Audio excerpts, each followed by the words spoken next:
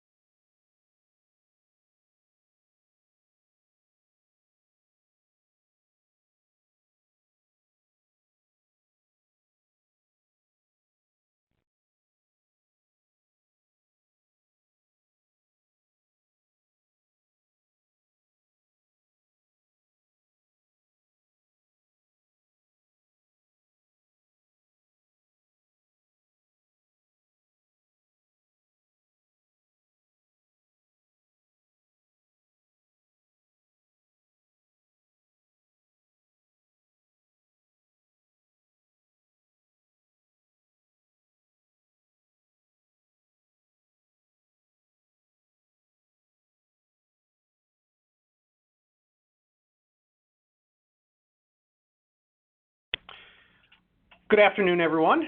I'm Russ Harrison, Director of Government Relations for IEEE-USA in Washington, D.C. This is our May 16th, 2019 legislative update.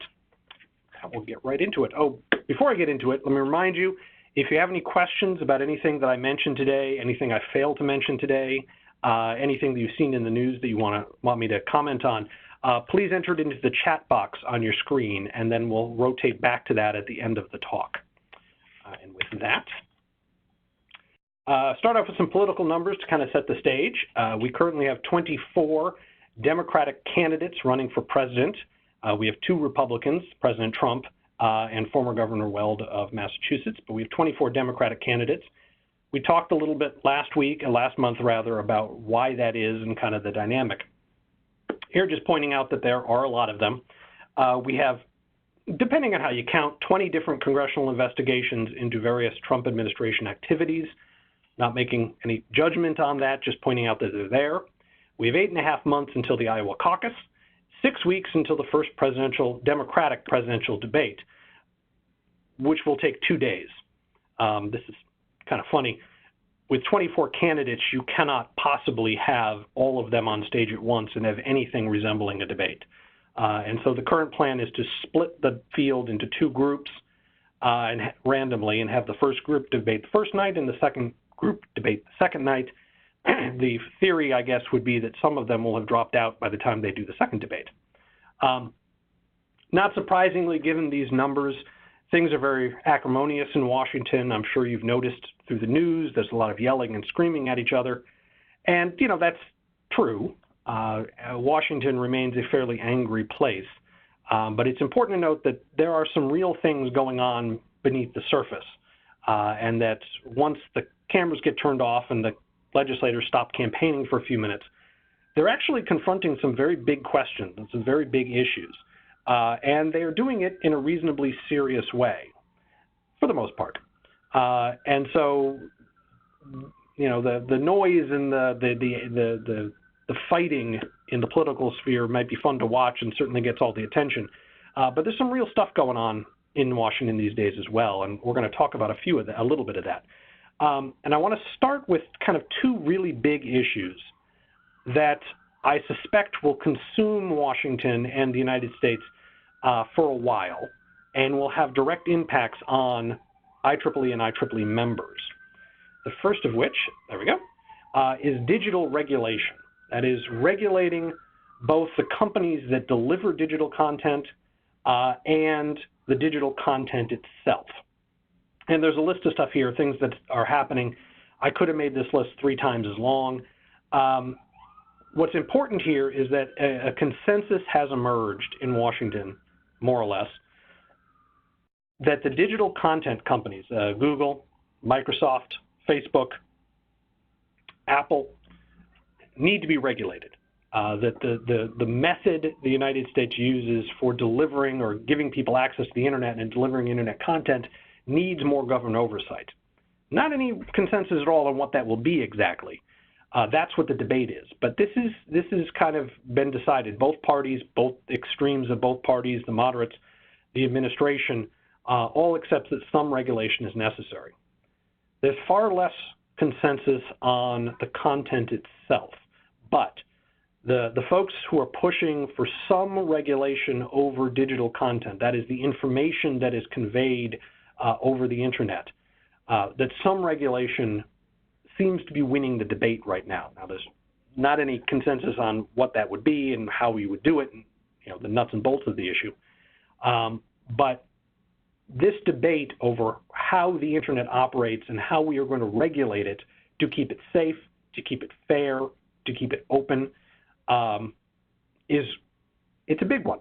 And it's going to have a big impact on IEEE members, and it's going to have big impact on the United States. And whatever the United States ends up doing, it's going to have a big impact on the entire world. And so IEEE-USA is right in the middle of that. We're predominantly, our role now is explaining to legislators how things work, what can be done, what can't be done. Some of these issues we don't have a position on. For example, the issue of digital content. We're not going to get into the free speech versus censorship versus hate speech debate. But this will impact our members, and we certainly always welcome your input on how we should be viewing this and how we should be helping Congress deal with this issue in an intelligent and constructive way. Related but different is China. And I've mentioned China in my other talks. I want to spend a little more time on it because it seems that Washington has escalated the debate in the last month. We have 2 new pieces of legislation.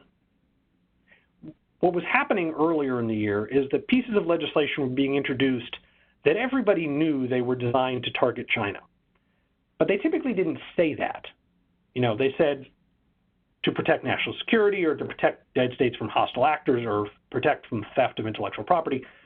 Now we have major pieces of legislation introduced by serious legislators that say China. And that's an escalation of the issue. China Technology Export Control Act, introduced by Senator Josh Hawley from Missouri, Republican from Missouri, Howley is a freshman senator, so he's not really a senior guy, but he's on all the right committees, and he seems to be maneuvering to be kind of one of the point people on this issue for the Republicans in the Senate.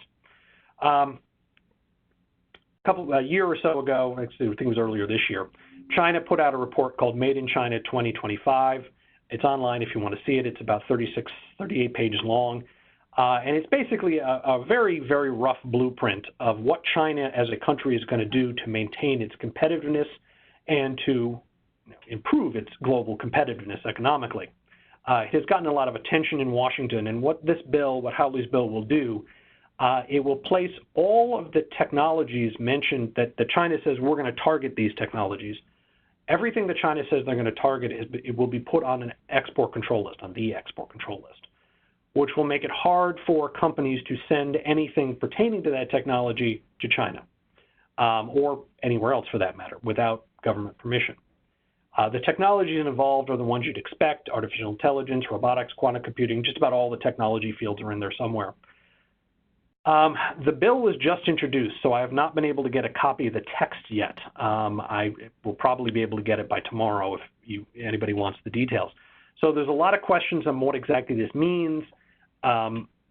Is it just going to be the core technologies, or is it the preceding technology? Is it ancillary technologies? Is it the research involved?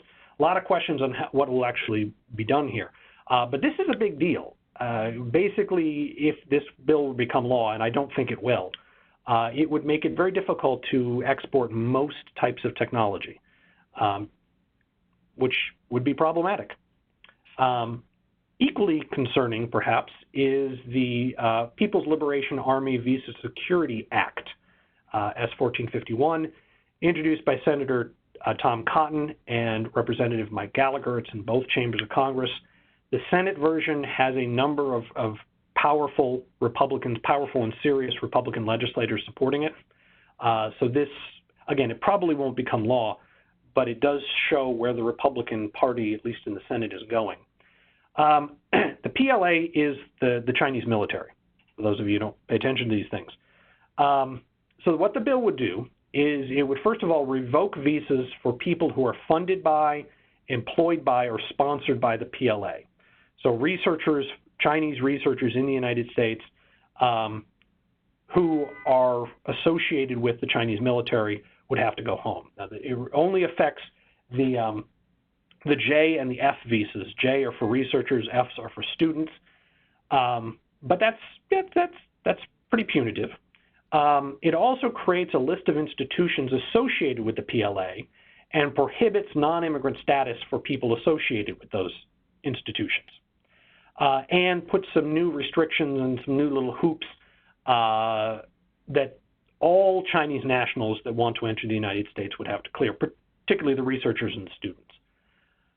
Now, on the one hand, this doesn't sound too bad because if you're a Chinese military officer, we should expect a certain level of scrutiny over your presence in the United States. But what you have to understand is that the Chinese military is all over the Chinese economy. They own huge swaths of businesses, companies.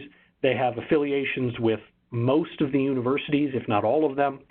And so when you say anybody who's funded by, employed by, or sponsored by the PLA or any organization affiliated with the PLA, you're probably talking about a large number, if not the vast majority, of Chinese students. That's possibly problematic because this would not necessarily, it depends on how they actually apply it, but it could reduce dramatically the number of Chinese students entering the United States. It is designed to prevent most Chinese nationals from conducting research at the national labs, and it probably would do that. So this is a pretty draconian bill, and it's clearly targeted at the Chinese military, which is a pretty blunt thing to do. Like I said, this bill is probably not going to become law. It's really a messaging bill, but it does line up with what the administration has been saying, and there is, I wouldn't say quite broad support on Capitol Hill, but there is substantial support on Capitol Hill for it, or at least something resembling this. And I think particularly the Chinese students are going to be targeted by Washington to make it harder for Chinese students to study in the United States. Not sure that's a wise decision, but that just seems to be the direction that Washington is going.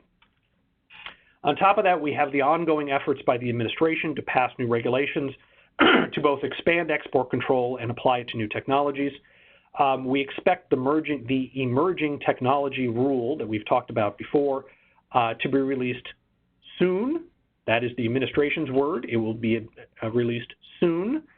They started using that phrase in March, and I'm not sure this qualifies as soon anymore, but somewhere between next week and, say, the fall, we expect that rule to be released. We understand there are additional restrictions on foreign researchers being drafted, and that there are going to be what appear to be some technical corrections to various regulations, which, and again, this is very speculative because nothing's been written down yet. We've just had conversations with people. Restrictions that could make it very difficult to publish papers on technology that is on the export control list anywhere, which would be both a problem for IEEE members who are researchers. It would be a problem for IEEE companies that IEEE members who own or work for companies that rely on IEEE publications for technical information, because if you publish it on the web, you're effectively publishing it in China because you're publishing it everywhere. And so these are the things we're discussing with the administration right now, is trying to make sure they don't do something that could really do some serious damage to America's publishing industry and our technology industries. And like I said, this is very preliminary. Nothing's been written down, but we do know the conversations are happening in the administration, and we're responding. The point of all this is that Washington, D.C. is shifting into a confrontational mode with respect to China. A good number of policymakers in Washington have decided China is a threat, and they are moving to respond. Now, that doesn't mean everybody in Washington holds that belief. That's certainly not true. There are people that don't want to go down that road. Far from clear that any of this stuff will happen. Some of the regulations will happen. But it is clear that serious policymakers have made a decision to become more confrontational, and the bills, the rhetoric, the regulations all reflect that. On to perhaps some more prosaic subjects here. We have the 2020 budget. We're starting to see the appropriations bills be introduced. These are the draft bills in the committees. There is a huge distance between where we are right now and what the final budget numbers will be. So I don't want to give you any details on the bills because they don't matter just yet, except to say that so far our budgets are looking reasonably good for the relatively few that we've seen. Most of the bills haven't been released yet, or in fact haven't even been drafted yet. However, the White House has put in a supplemental appropriation request for $1.6 billion for NASA. And the purpose of that money will be to accelerate our moon project. The president has called for the United States to go back to the moon. Excuse me. His original plan was to get us back to the moon within 8 years. I think somebody in the White House pointed out to folks in the White House that 8 years from last year is after Donald Trump will be president. And so the president has asked Congress to give him the money to accelerate the timeline to 5 years. Assuming the president wins re-election next year, he will still be president 5 years from now. And so I think that's what's driving this. But IEEE-USA has been supportive of lunar projects in the past. I suspect we'll support this as well. The $1.6 billion is new money, so that's not coming from other research projects, although there will be some reprioritization within NASA from other projects to promote the moon project. The president's plan explicitly sees the private space companies as partners in this project, which is fantastic. It should, in theory, both promote the private space industry in ways that are probably helpful for the country and the IEEE folks that work for them, but also should make the return to the moon considerably cheaper and more efficient than the original Apollo program. Speaking of the Apollo program, somebody very clever in the White House has named this new moon project Artemis. Artemis is the Greek goddess of the moon, and she's also Apollo's twin sister. So there's some nice poetry there. The original moon project was Apollo. The second moon project will be Artemis' sister, which is more clever than administrations typically are on these sorts of things. Hovering over all of this, however, is a report out of the Treasury that the United States will, within 5 years, be in a debt spiral. A debt spiral is when a company or a country or a state or any other entity has to start borrowing money to pay the interest on the money it already borrowed. And according to the U.S. Treasury, on current projections, the United States will enter a debt spiral about 5 years from now. That's a problem. And when you hit that point, Congress might, either at that point or somewhere shortly thereafter, start to have to get serious about the deficit. And when they do, there's going to be draconian cuts to lots of programs because the deficit is huge. At this point, we are borrowing almost all of the money the federal government spends on everything other than entitlements and interest on the debt. So your tax dollars, federal tax dollars, pay for Medicare, Medicaid, Social Security, Obamacare, the other entitlement programs, welfare and those kind of programs, interest on the debt, and almost nothing else, which means everything else the federal government does, the State Department, support for education, the national parks, the Defense Department, all of that is borrowed money, which is going to make balancing the federal budget very, very difficult. IEEE-USA is already taking steps to try to shore up the pieces of the budget, particularly the research budget that we are particularly concerned about, so that when this happens, when this budget crunch happens, and I suspect it will be within the next 10 years, we are in a position to defend our budgets even in the face of very, very serious federal budget cuts. On a slightly funner note, Congress, the chairman of the FCC testified before Congress yesterday, and Congress hit him very hard on a number of issues, one of which was robocalls. Nobody likes robocalls. You probably have noticed, I know it's true in my family, most of the phone calls we get on our house phone are now robocalls, solicitors, salesmen, or just scams. The volume of those calls has increased enormously, as most of you are aware, and the pressure on Washington to do something about it has increased along with it. Now, the culture, the rules, but also the culture at the FCC for the last 40 or 50 years has been, if you are a phone company and someone calls in on one of your lines, you connect the call. And that was kind of an absolute rule, that the phone company never got to drop a call. What the FCC chair, Ajit Pai, said yesterday was the FCC will now allow companies, phone companies, to fail to connect obviously illegal phone calls. Now, there's a couple problems with that. The first one is most robocalls are legal. You are allowed to cold call people if you're a salesman. Restricting that would require a law from Congress, not a regulation, probably from the FCC. The other problem is that detecting an illegal call is very difficult. We've had some private conversations with FCC to try to figure out what can be done. What they said was not much, but there are certain classifications of phone calls that we know are fraudulent. For example, phone calls that come from a phone number that has not been issued to anybody are fraudulent. Excuse me. Phone calls coming from the federal government has a large number of numbers that are in its name that can't be used to make calls. They're only used to receive calls, helplines and things like that. If a phone call comes to a phone company from one of those phone numbers, a government call, a phone number that is not used for sending out phone calls, the phone company knows that it's fake. And so the FCC is in the process of giving phone companies the ability to block those calls. The problem is that's not the majority of illegal robocalls, and that's The illegal robocalls are just a percentage of the total number of robocalls, though it's probably a fairly big percentage. So this isn't completely good news, but it is good news that the FCC and Congress are worried about this, and they're starting to come up with some partial solutions to the problem.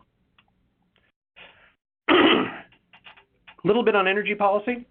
Democrats earlier this week called for extending the tax credits for wind and solar power. Those credits were supposed to phase out over the next few years. The Democrats are calling to allow them to phase out over a longer period of time. Republicans have pushed back against that. IEEE-USA has supported those tax credits in the past.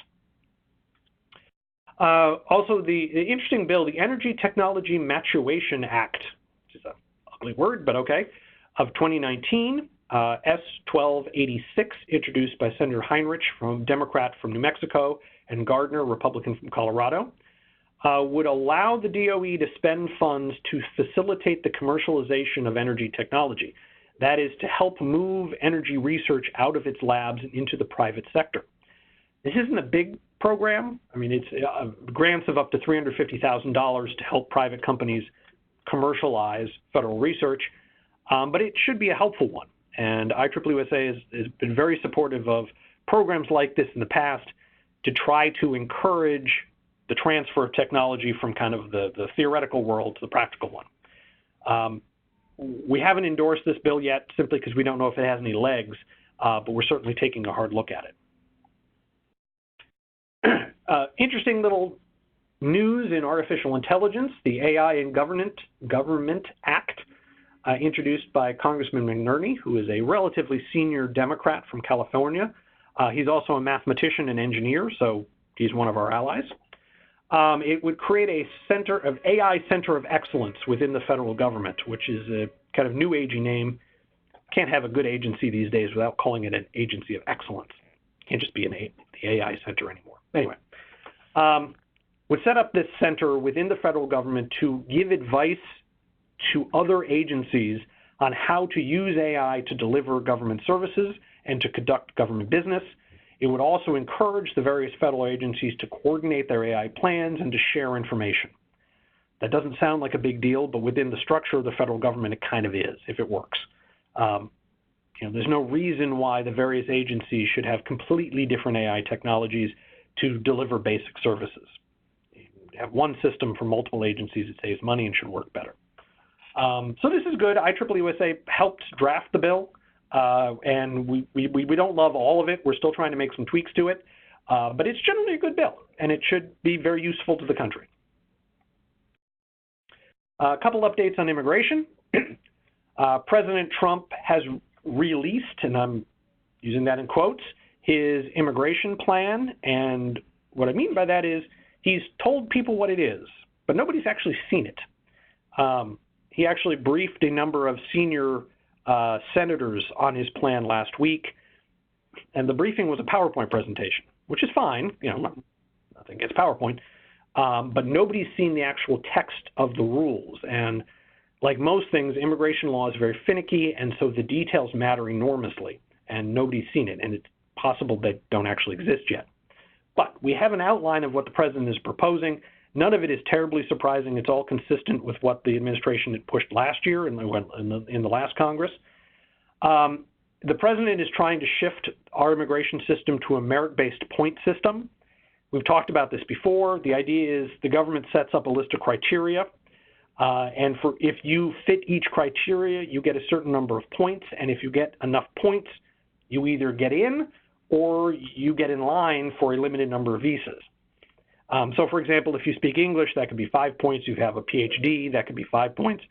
If you have a PhD in a STEM field, that could be an additional 3 points. There's lots and lots of ways you can do it, and these are the details we don't have.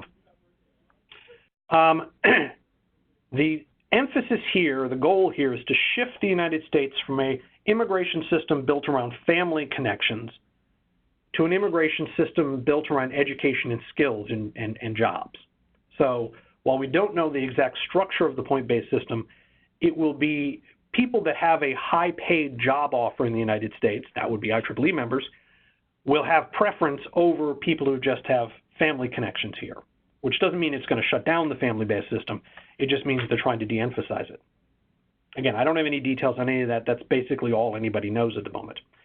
We have been told that there will be nothing about H-1Bs in that bill, and that's significant because the tech companies were lobbying the White House very, very hard to have an increase in the number of H-1Bs, or at the very least, to roll back some of the restrictions on H-1Bs that the administration has put in place over the last couple of years.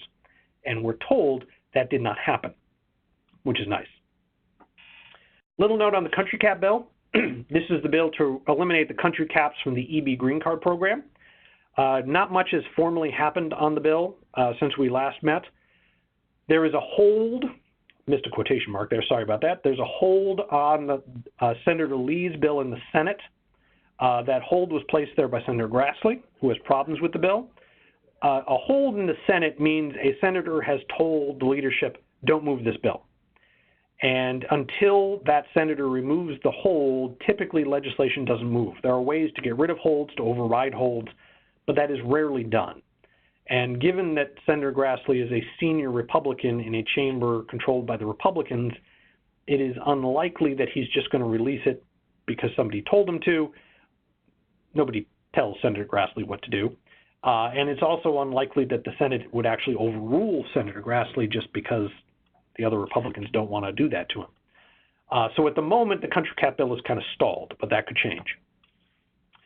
Just to be clear about IEEE-USA's position on this, we support removing the caps. We recognize that they are not serving any useful purpose, but we also note that if you simply remove the caps, it's going to create a number of other difficulties for people in the EB system. The primary one is, if all we do is remove the caps, and that's all the bill does at the moment, the entire high-skill visa system becomes nothing but an Indian computer programmer program for about 5 years, 5 to 6 years. Now, we support the immigration of Indian computer programmers and all other types of computer programmers and technology engineers, but that creates a very serious political problem for the legislators voting for the bill, because there are lots of other peoples that want to come in, and there are lots of other pieces of the economy that want to hire them that wouldn't be able to for 5 years.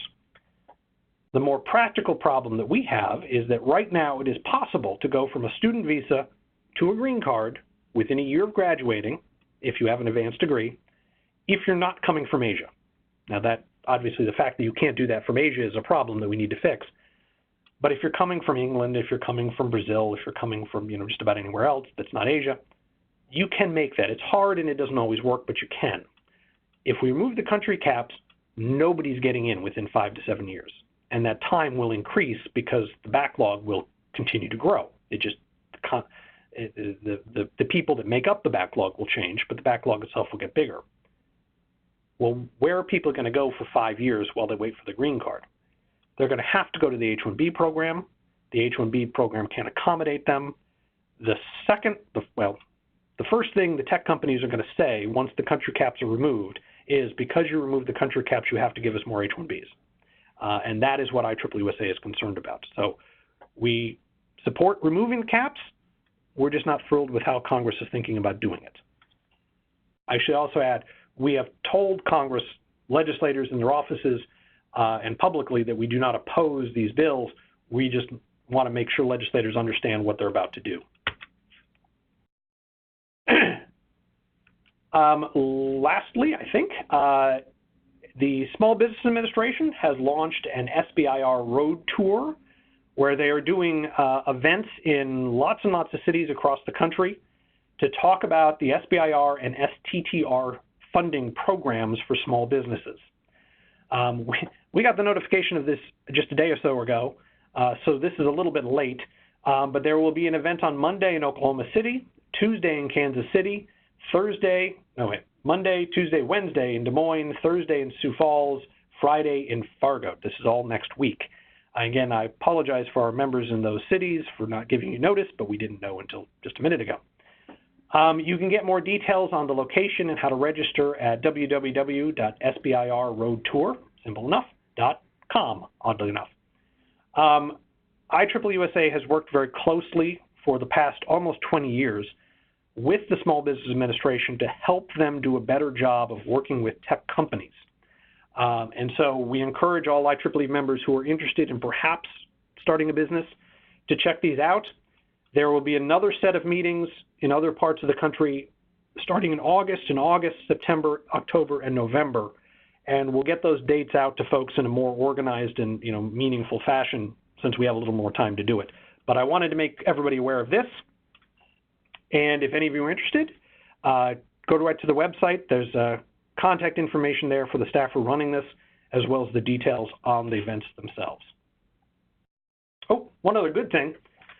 We heard just the other day that OSTP, the Office of Science and Technology Policy, is organizing a regulatory review panel, an intergovernmental panel to look at the regulations governing federal research.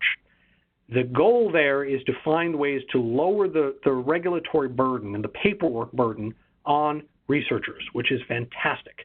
Drugemeyer, the new head of the OSTP, is leading that effort, and we applaud him for his leadership on this.